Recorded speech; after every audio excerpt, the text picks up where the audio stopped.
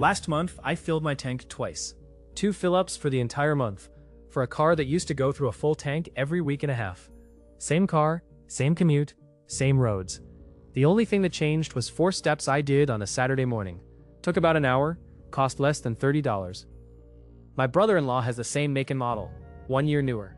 He filled up 5 times that same month. When I told him what I'd done, he said I was probably just driving less. I wasn't. When I showed him the receipts, he went quiet, then said the mechanic he'd trusted for 6 years had never mentioned any of this. What got me was the mechanic thing. Not that he hadn't done it, most people haven't. But 6 years, thousands of kilometers, dozens of services, and not one conversation about any of it. That silence is what this video is really about.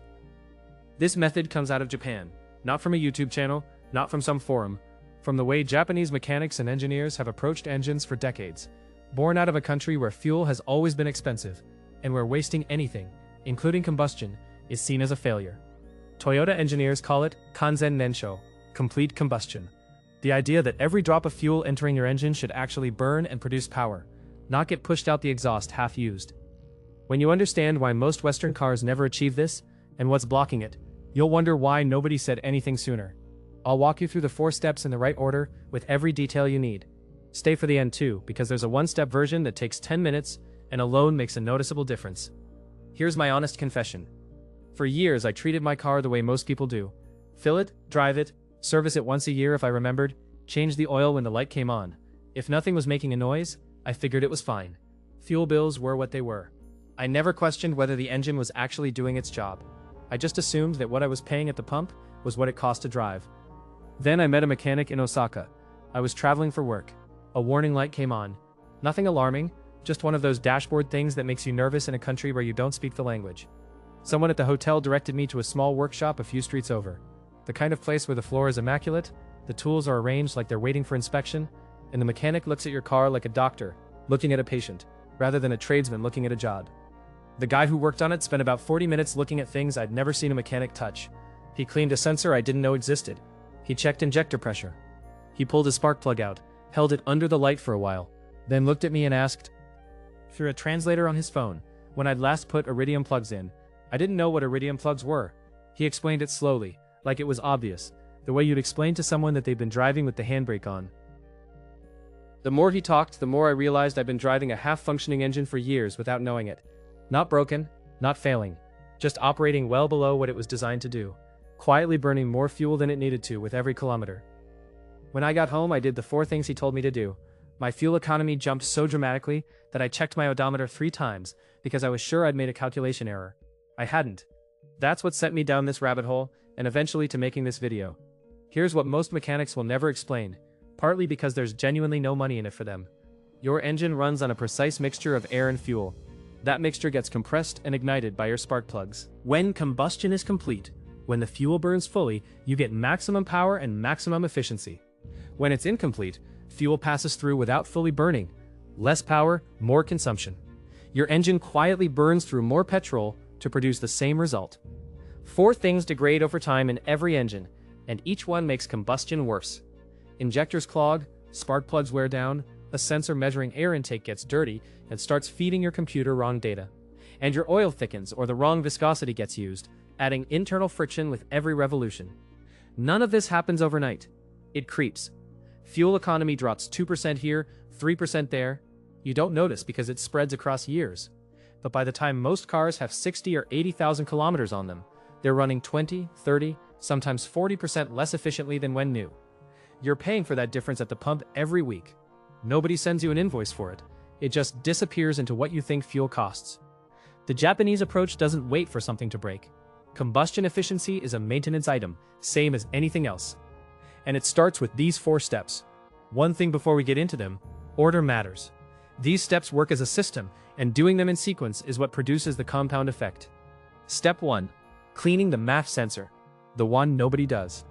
The MAF, mass airflow sensor, sits in your air intake and measures exactly how much air is coming into your engine. Your car's computer uses that reading to decide how much fuel to inject. When the sensor gets dirty, which it always does because it sits in the path of everything coming through your air filter, the readings go wrong. A dirty MAF typically tells your computer there's less air than there actually is. The computer overcompensates with more fuel. You end up running rich, Too much fuel for the air available. Incomplete combustion. Petrol going out the exhaust without producing anything useful. And here's the thing. There's no warning light for it. No fault code that says, slightly dirty math, currently running 12% rich. It just sits there quietly costing you money while everything appears to be fine. Cleaning it is a 10-minute job. Buy a can of MAF sensor cleaner specifically, not carburetor cleaner, not brake cleaner. CRC and WD-40 both make good versions. Remove the sensor. It's usually 2 screws and a connector. Spray the sensing wire inside, let it air dry completely before you reinstall. That's the whole job. Cost $10 to $15. On a car with a badly dirty math, this alone can move fuel economy by 10 to 15%. Do it first, because it immediately recalibrates what your engine thinks about air. And every step after that builds on an accurate baseline. Fuel injector treatment. Your injectors spray petrol into the combustion chamber as a fine mist. When working correctly, the spray is precise and even, which allows the fuel to mix thoroughly with air and burn properly. Over time, carbon deposits clog the nozzles. The spray becomes coarse and irregular, mixing is poor, and combustion suffers for it. A workshop will charge several $100s to pull and ultrasonically clean your injectors, which is the most thorough method. A quality fuel system cleaner poured directly into your tank gets you most of the result at a fraction of the cost. The 2 products that consistently perform in independent testing are BG44K and Chevron Techron. Not generic service station bottles, these 2 specifically. Pour 1 full bottle into a nearly empty tank. Fill up, drive normally. The cleaner works through your fuel system over the following tank or 2, dissolving deposits as it goes. If the car hasn't had this done in years, run 2 consecutive treatments. $15 to $20. Time 2 minutes. Run the injector treatment before you change the plugs. Clean fuel delivery first, then optimize ignition on top of it. Step 3. Iridium spark plugs. The step most people skip, and the most important. Standard copper spark plugs have a center electrode about 2.5 millimeters across. Iridium plugs have an electrode of 0.4 millimeters. That difference isn't marginal. A finer electrode produces a more focused spark, which ignites the air-fuel mixture more completely, which means more of what you're paying for actually produces power, rather than heat and exhaust. This technology was developed by Japanese companies. NGK and Denso hold the foundational patents. Toyota, Honda, and Nissan have used iridium plugs as standard fitment in their own vehicles for decades. In Japan, it's not an upgrade, it's just what goes in. In Western markets, mechanics still fit copper or standard platinum plugs because the margin is better. And most customers never ask what type of plug is going in. They also last significantly longer. Where copper plugs might need replacing every 30,000 kilometers, a quality iridium plug is rated for 100,000 or more. The higher upfront cost pays for itself several times over across the life of the plug. One important thing, match the heat range exactly to your manufacturer's specification. NGK and Denso both have online lookup tools. Enter your car's make, model, year, and engine size, and they'll give you the exact plug.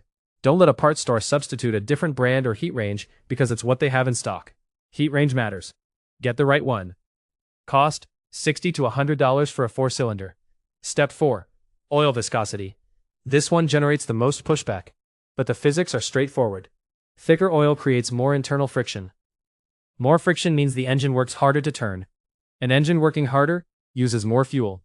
Check your oil filler cap or owner's manual, and you'll find a viscosity rating. 0W20, 5W30, 5W20. That number is what your engine was designed and tuned around. Japanese manufacturers have pushed toward thinner oils in recent years, precisely because they reduce friction and improve economy. The problem is that many workshops default to 5W30 for nearly everything because it's what they bulk buy.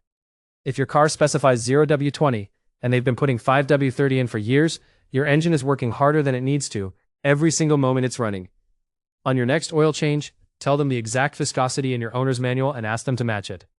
If the spec is full synthetic, the friction difference between conventional oil and a quality full synthetic at the correct viscosity shows up in fuel economy in a way that's measurable if you're tracking it.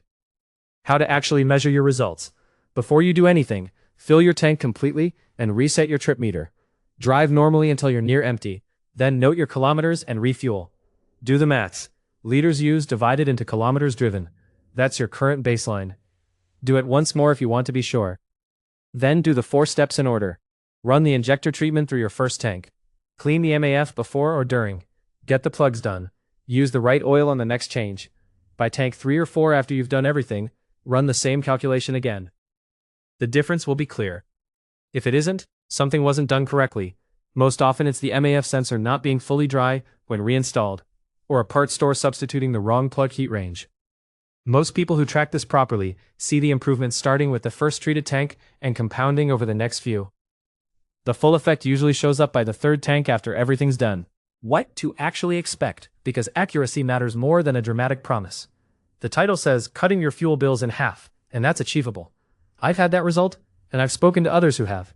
It tends to happen on cars that were neglected across all 4 areas simultaneously: original plugs at high mileage, badly fouled injectors, dirty MAF, wrong spec oil.